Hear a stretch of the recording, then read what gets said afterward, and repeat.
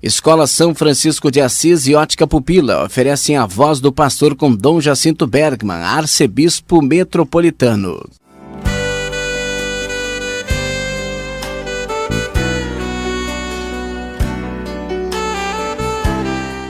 Queridos irmãos e queridas irmãs da Arquidiocese de Pelotas, estamos iniciando o nosso encontro semanal com o programa A Voz do Pastor, através da Rádio Universidade. Obrigado, Senhor, por este encontro. Como pastor, tenho a graça de poder falar a todas as ovelhas da nossa igreja local de Pelotas, a nossa Arquidiocese de Pelotas. É importante que sempre tenhamos presente: a Arquidiocese de Pelotas somos cada um de nós, cada uma de nós. Nós, batizados e batizadas, somos a Arquidiocese de Pelotas. Dom Jacinto reflete a palavra de Deus do final de semana. Evangelho do 5º domingo da Quaresma. Proclamação do Evangelho de Jesus Cristo segundo João. Naquele tempo, havia alguns gregos entre os que tinham subido a Jerusalém para adorar durante a festa. Aproximaram-se de Filipe, que era de Betsaida da Galileia, e disseram: Senhor, gostaríamos de ver Jesus. Filipe combinou com André e os dois foram falar com Jesus. Jesus respondeu-lhes: Chegou a hora em que o Filho do Homem vai ser glorificado. Em verdade vos digo, se o grão de trigo que cai na terra não morre, ele continua só um grão de trigo. Mas se morre, então produz muito fruto. Quem se apega à sua vida, perde-a. Mas quem faz pouca conta de sua vida neste mundo, conservá-la-á para a vida eterna. Se alguém me quer servir, siga-me, e onde eu estou, estará também o meu servo. Se alguém me serve, meu Pai o honrará. Agora sinto-me angustiado, e que direi? Pai, livra-me desta hora. Mas foi precisamente para esta hora que eu vim. Pai, glorifica o teu nome. Então veio uma voz do céu. Eu o glorifiquei e o glorificarei de novo. A multidão que estava ali e ouviu, dizia que tinha sido um trovão. Outros afirmavam: foi um anjo que falou com ele. Jesus respondeu e disse: Esta voz que ouvistes não foi por causa de mim, mas por causa de vós. É agora o julgamento deste mundo. Agora o chefe deste mundo vai ser expulso, e eu, quando for elevado da terra, atrairei todos a mim. Jesus falava assim para indicar de que morte iria morrer. Palavra da salvação.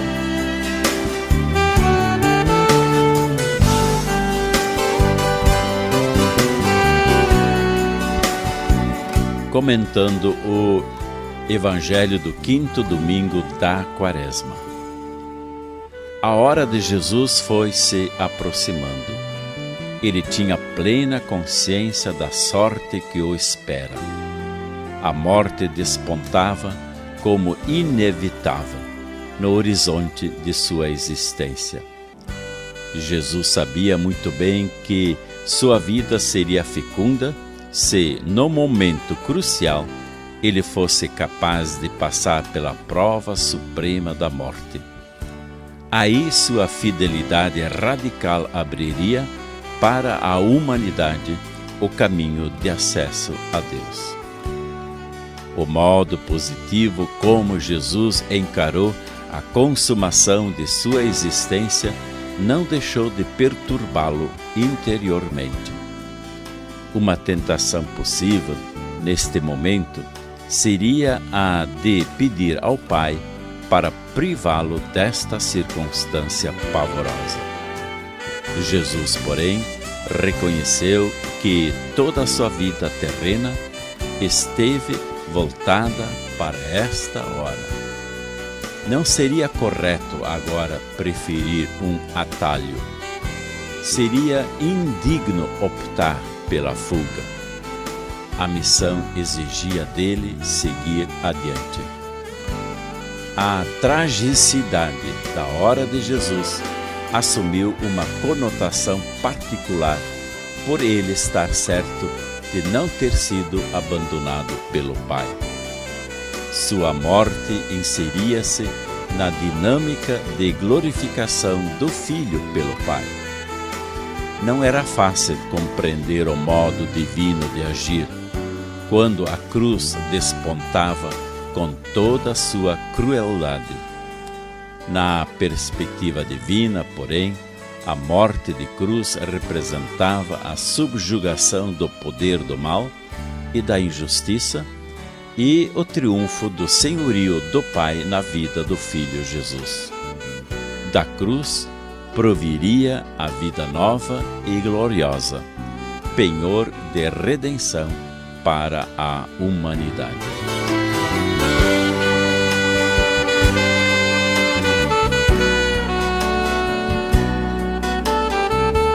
Dom Jacinto traz presente sua mensagem de pastor. Vamos então para a minha reflexão de pastor. E hoje gostaria de trazer a carta que a CNBB lançou convocando solidariedade a imigrantes venezuelanos. O Conselho Permanente da Conferência Nacional dos Bispos do Brasil, CNBB, decidiu enviar ao Episcopado Brasileiro uma carta com o pedido de socorro em favor aos imigrantes venezuelanos e também àqueles que estão tentando acolhê-los. A decisão foi tomada durante a reunião realizada pela instância nos dias 21 a 23 de fevereiro, em Brasília, Distrito Federal. Na época, a solicitação foi apresentada pelo Bispo de Roraima e presidente do Regional Norte 2 da CNBB, D. Mário Antônio da Silva. O pedido de socorro vem à tona após a Diocese de Roraima chegar à conclusão que não reúne as condições necessárias para atender sozinha a demanda por alimento, moradia e medicamento. Preocupada com a situação e para atender à urgência desse apelo, a CNBB mobiliza regionais, dioceses, paróquias, comunidades, congregações religiosas, pastorais e pessoas de boa vontade para ajudar. Eis a carta na íntegra. Brasília, Distrito Federal, 5 de março de 2018. Aos irmãos no Episcopado. Eu era estrangeiro e me acolhestes. Mateus 25:35. Tendo ouvido o relato de D. Mário Antônio da Silva, bispo de Roraima e presidente do Regional Norte 1 da CNBB, sobre a dramática situação dos irmãos e irmãs venezuelanos que ali aportam, fugindo da gravíssima crise que assola o seu país, o Conselho Permanente da CNBB, reunido entre os dias 21 a 23 de fevereiro próximo passado, decidiu enviar a todos os irmãos no Episcopado o pedido de socorro em favor daquela gente sofrida e dos que estão tentando acolhê-los. a Diocese de Roraima, o Regional Norte 1 da CNBB, as entidades parceiras e outras igrejas naquela região não reúnem as condições necessárias para atender sozinhos a demanda por alimento, moradia, medicamento. Estão no extremo da preocupação e do esforço. Precisam de nós, dos regionais, das dioceses, das paróquias, das comunidades, das ordens e congregações religiosas, das pastorais e movimentos. Enfim, das forças vivas da nossa igreja, das pessoas de boa vontade. Para atender à urgência desse apelo, seguem os dados bancários para o depósito de sua generosa oferta, em nome da Diocese de Roraima. Banco do Brasil, agência 2617/4, conta corrente 20.355/6. Para informações complementares, Dom Mário Antônio da Silva. E-mail mario.mas@uol.com.br ou Cúria Diocesana, curiarr@aio.com.br. Acolher o outro requer um compromisso concreto, uma corrente de apoio e beneficência, uma atenção vigilante e abrangente, a gestão responsável de novas situações complexas que, às vezes, se vêm juntar a outros problemas já existentes em grande número, bem como recursos que são sempre limitados. Papa Francisco, 51º Dia Mundial da Paz, 1º de janeiro de 2018. Deus os recompense por essa caridade. Cardeal Sérgio da Rocha, Dom Murilo Krieger e Dom Leonardo Steiner, Presidência da CNBB.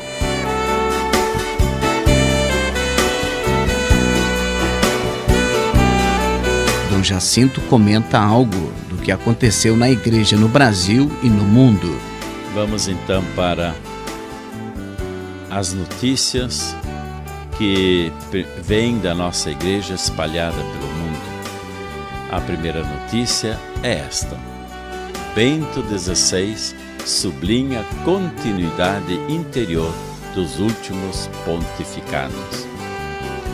O Papa Emérito Bento XVI escreveu ao prefeito da Secretaria da Comunicação da Santa Sé, Monsenhor Dario Eduardo Viganò, uma carta sublinhando a continuidade interior com o pontificado do Papa Francisco. A carta foi escrita por ocasião da apresentação da coletânea A Teologia do Papa Francisco, da Livraria Editora Vaticana, nesta segunda-feira passada, 12 de março, em conferência de imprensa. Na carta, escreve Bento XVI: aplaudo esta iniciativa que se opõe e reage ao preconceito tolo, segundo o qual o Papa Francisco seria apenas um homem prático, desprovido de uma particular formação teológica ou filosófica, enquanto eu seria unicamente um teórico da teologia que teria pouco entendido a vida concreta de um cristão hoje. O Papa Emérito agradece por ter recebido de presente 11 livros escritos por teólogos de vários países, que formam a coletânea editada pelo presidente da Associação Teológica Italiana, Padre Roberto Repolli. Os pequenos volumes mostram com razão que o Papa Francisco é um homem de profunda formação filosófica e teológica e ajudam a ver a continuidade interior entre os dois pontificados, não obstante todas as diferenças de estilo e temperamento, acrescenta Bento XVI. Até agora foram assinados acordos para a distribuição da coletânea em inglês, espanhol, francês, português, polaco e romeno.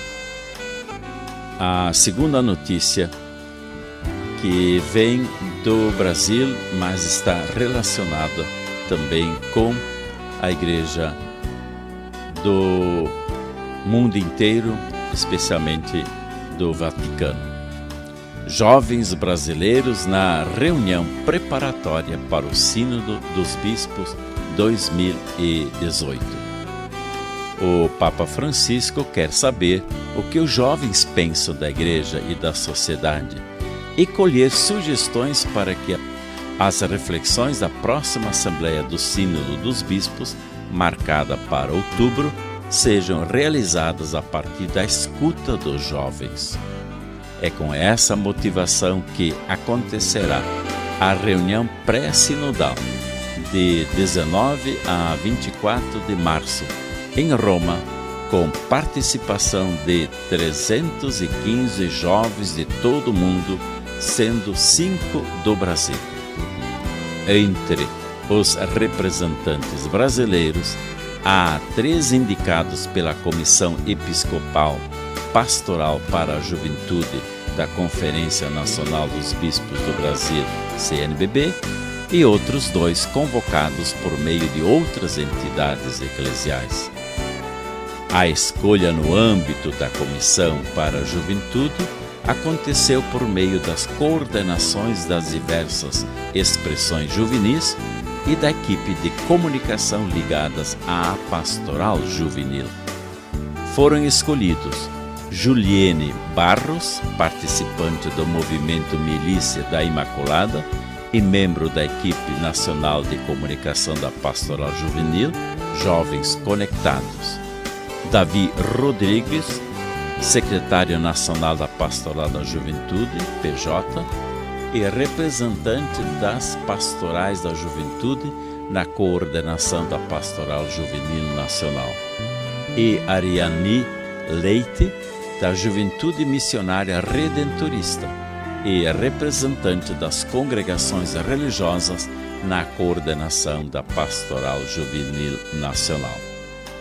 Além dos indicados pela CNBB, também foram convocados Lucas Galhardo, que representará o movimento apostólico de Schoenstatt Internacional, e Leon Souza, assessor nacional da Caritas Brasileira para a área de atuação de infância, adolescência e juventude e membro do Fórum de Jovens da Caritas Internacionales.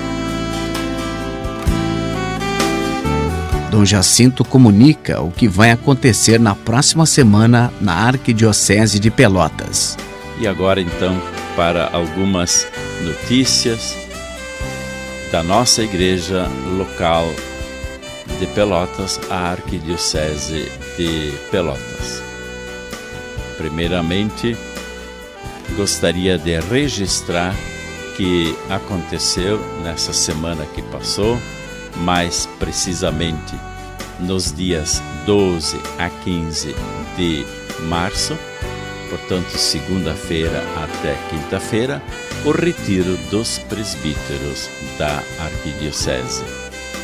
Nós tivemos no retiro a pregação e orientação do retiro do bispo Dom Genival de França, que é bispo emérito de Palmares.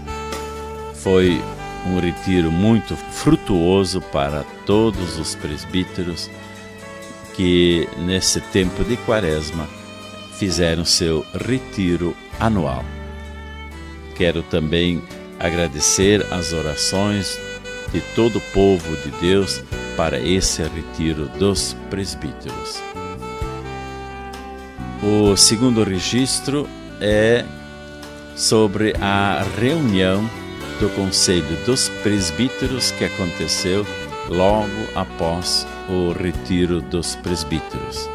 Dia 15 de março, quinta-feira passada, terminou o retiro e logo após então aconteceu a reunião do Conselho dos Presbíteros, a primeira reunião deste ano de 2018.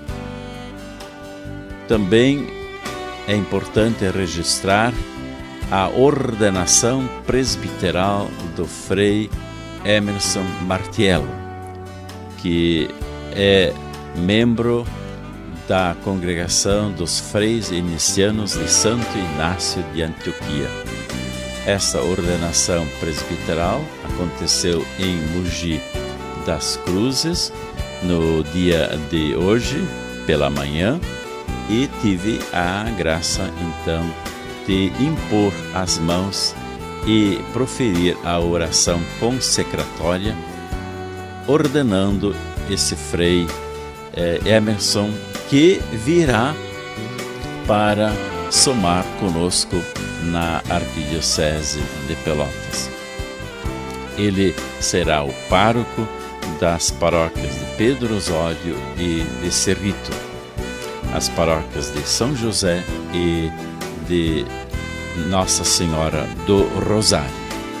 Então, houve essa tratativa da congregação de enviar uma ajuda, e hoje de manhã o Frei Emerson foi então ordenado presbítero, e estamos muito felizes com a vinda do Frei Emerson para nos ajudar, e queremos também agradecer à congregação dos freis inacianos de Santo Inácio de Antioquia por este sim que estão dando para a nossa igreja particular de Pelotas, a Arquidiocese de Pelotas. Assim como os freis inacianos estão nos ajudando, também os padres oblatos de São Francisco de Paula estão nos ajudando. Portanto, temos duas congregações que deram seu sim para trabalhar conosco. E se não fosse este sim dessas duas congregações, teríamos muitas dificuldades de atender a todas as paróquias. Portanto, são 4 paróquias assumidas por essas duas congregações. A ordenação presbiteral do Frei Emerson foi realmente um momento de grande graça para o próprio Frei Emerson, para a congregação e também para a nossa arquidiocese. Louva a Deus de ter podido ser o ordenante do Frei Emerson nesta manhã, aqui em Mogi das Cruzes, onde aconteceu esta ordenação presbiteral. Também queremos registrar que neste final de semana, hoje, dia 17 e amanhã, dia 18, teremos o lançamento do plano de pastoral da nossa arquidiocese. Este lançamento do plano de pastoral já foi uma experiência realizada no ano passado, e também neste ano estamos então fazendo este lançamento do plano de pastoral Prioridade e Ações Comuns 2018 em toda a arquidiocese, paróquias e comunidades, neste final de semana, hoje dia 17 e amanhã dia 18 de março. E esse lançamento será então feito conforme a comunicação enviada a todas as paróquias. Com este lançamento do plano pastoral Prioridade e Ações Comuns 2018, esperamos caminhar mais pastoralmente em comum como igreja local de Pelotas, a Arquidiocese de Pelotas, sendo mais casa do pão. Também gostaria de registrar com alegria a visita do provincial dos jesuítas, Padre João Renato Ait, e esta visita acontecerá no próximo dia 19 de março, segunda-feira. Então, estaremos acolhendo com alegria o Padre João Renato Ait, provincial dos jesuítas. E ele já enviou um padre novo para estar conosco, nos ajudando. É o Padre Gonzaga. E ele então estará também trabalhando conosco. Mais uma força jesuítica em nosso meio. Louvado seja Deus pela visita do Padre João Renato Ait e também a vinda do Padre Gonzaga. Ainda gostaria de registrar que teremos nesta semana aqui próxima, essa semana que está chegando, as reuniões do Conselho Administrativo e Econômico da Arquidiocese, dia 22, próximo, quinta-feira. Também as reuniões do Conselho dos Diáconos e do Conselho dos Religiosos, dia 23, próximo, sexta-feira. E a reunião do Conselho dos Leigos, dia 24, próximo, sábado. Então, são reuniões importantes dos diversos conselhos da nossa arquidiocese. E, por fim, gostaria então também de comunicar que já realizamos várias posses de pároco e as próximas posses de pároco que teremos são, primeiramente, a posse do Padre Edson Francisco dos Santos, assumindo como pároco da paróquia Nossa Senhora da Graça, Arroio Grande. Será no próximo dia 24 de março, sábado próximo, portanto, às 18 horas. E no domingo, dia 25 de março, às 9 horas, teremos então a posse do Padre Sérgio Luiz Lima Pereira, que assume como pároco da paróquia Nossa Senhora da Conceição, Piratini. E falando de tomadas de posse, também tivemos a tomada de posse do Padre João Joaquim dos Santos durante o retiro dos presbíteros, na quarta-feira passada, dia 14 de março, às 18 horas, como animador espiritual pastoral do Santuário Nossa Senhora de Guadalupe. E essas tomadas de posse estão sendo transmitidas pela nossa RU Rádio Universidade. Assim, não só quem participa das posses faz a experiência tão bonita de uma tomada de posse, mas também tantos ouvintes podem acompanhar esta experiência.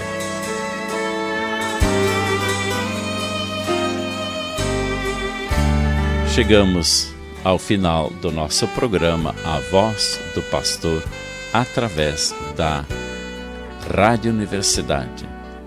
Antes de invocar a bênção de Deus sobre todos, sobre todas, gostaria de lembrar que não esqueçamos do compromisso concreto que assumimos na 32ª Romaria de Nossa Senhora de Guadalupe. Qual foi o compromisso assumido? Celebrar o meu dia do batismo em comunidade. Como é importante nesse ano do pão nós lembrarmos e celebrarmos o início de nossa vida cristã, o início de sermos filhos e filhas de Deus pelo batismo. Vale a pena celebrar este dia do batismo e não sozinhos, em comunidade. Portanto, o compromisso concreto assumido foi celebrar o meu dia do batismo em comunidade. Agradeço a Deus por ter podido estar com todos e todas neste programa Voz do Pastor pela Rádio Universidade. E quero invocar sobre todos e sobre todas a minha bênção de pastor, em nome do Pai, do Filho e do Espírito Santo. Amém. Dom Jacinto Bergman apresentou a Voz do Pastor, um oferecimento Escola São Francisco de Assis, uma escola da Rede Franciscana de Educação, Rua Almirante Barroso, 1692. E Ótica Pupila, no calçadão da Andrade Neves, esquina Neto e no Shopping Pelotas.